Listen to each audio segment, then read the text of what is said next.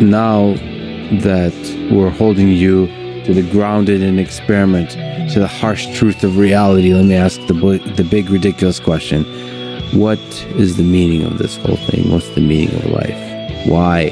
This time is fundamental. It's marching forward. And along this long timeline come along a bunch of descendants of apes that have come up with cellular automata and computers and now computers. Why? I have so many different answers to this question. It depends on what day. I would say that given the way of the conversation we've had today, I'd say the meaning, well, we make our own meaning. I think that's fine. But I think the universe wants to explore every possible configuration that it's allowed us to explore. And this goes back to the kind of question that you're asking about Yasha and the existence and non-existence of things, right? So if the universe is a Turing machine that's churning through a load of states, and you think about combinatorial theory, before assembly theory, so everything is possible. What Yasha and I were saying is, well, not everything is we don't see the combinatorial explosion. We see something else. And what we see is evidence of memory. So there clearly seems to be some interference between the combinatorial explosion of things and what the universe allows. Mm-hmm. And it's like this kind of constructive, destructive interference. So maybe the universe is not just about, it is assembling objects in space and time, and those objects are able to search more space and time, and the universe is just infinitely creative. And I guess I'm searching for why the universe is infinitely creative. Is it infinitely creative? And maybe the meaning is just simply to make as many objects, create as many things as possible. And I see a future of the universe that doesn't result in the heat death of the universe. The universe is going to extract every ounce of creativity it can out of it, because that's what we see on Earth, right? And if you think that almost like intelligence is not conserved, that maybe creativity isn't either. Maybe like it's an infinite well. So like creativity is ultimately tied to novelty.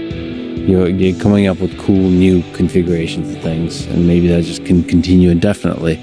And this human species that was created along the way is probably just one method, like that's able to ask the universe about itself. It's just one way to explore creativity. Maybe there's other meta levels on top of that. Like obviously, as a collective intelligence, we'll create organisms. Maybe there'll be organisms that ask themselves questions about themselves in a deeper, bigger picture way than we humans do.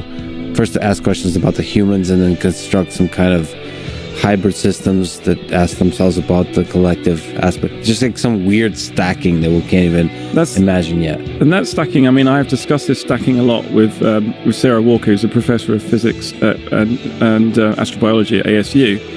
And we argue about, how creative the universe is going to be, and is it as deterministic as all that? Because I think she's more of a free will thinker, and I'm of a less free will thinker. But I think we're beginning to converge and understanding that, because there's simply a missing understanding right now. We don't understand how the universe. We don't know what rules the universe has to allow the universe to contemplate itself. So asking the meaning of it before we even know what those rules are is premature. But my guess is that it's not meaningless, and it isn't just about that. And there are three levels of meanings. Obviously, the universe wants us to do stuff. We're interacting with each other, so we create meaning in our own society and our own interactions for humanity. But I do think there is something else going on. But because reality is so weird, we're just scratching at that. And I think that we have to make the experiments better. And we have to perhaps join across, not just for the computation lists. And what I tried to do with Yasha is meet him halfway. Say, well, what happens if I become a computation list? What do I gain? A lot, it turns out, because I can make Turing machines in the universe. Because on the one hand, I'm making computers which are state machines inspired by Turing. On the other hand, I'm saying they can't exist. Well, clearly, I can't have my cake and eat it. So there's something weird going on there. So then, did the universe have to make a continuous to a discrete transition, or is the universe just discrete? It's probably just discrete. So if it's just discrete, then I will then give Yasha his Turing-like property in the universe, but maybe there's something else below it, which is the constructor that constructs a Turing machine, that then constructs, is a bit like you generate a computing system that then is able to build an abstraction that then recognizes. It can make a generalizable abstraction, because human beings with mathematics have been able to go on and build physical computers, if that makes any sense. Mm-hmm. And I think that's the meaning. I think that's, as far as we can, the meaning will be further elucidated with further experiments.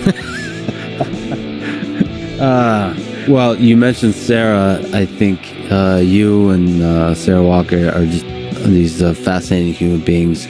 I'm really fortunate to have the opportunity to be in your presence, to study your work, to follow along with your work. I'm a big fan. And like I told you offline, I hope we get a chance to talk again with perhaps just the two of us, but also with Sarah. That's a fascinating dynamic. For people who haven't heard, I suppose on Clubhouse is where I heard you guys talk, but you have an incredible dynamic. And I also can't wait to hear you and Yosha talk. So I think if there's some point in this predetermined or yet to be determined future where the three of us, you and Sarah, or the four of us with Yosha, could meet and talk, would be a beautiful future. And I look forward to most futures, but I look forward to that one in particular. Lee, thank you so much for spending your valuable time with me today. Thanks, Lex. It's been a pleasure.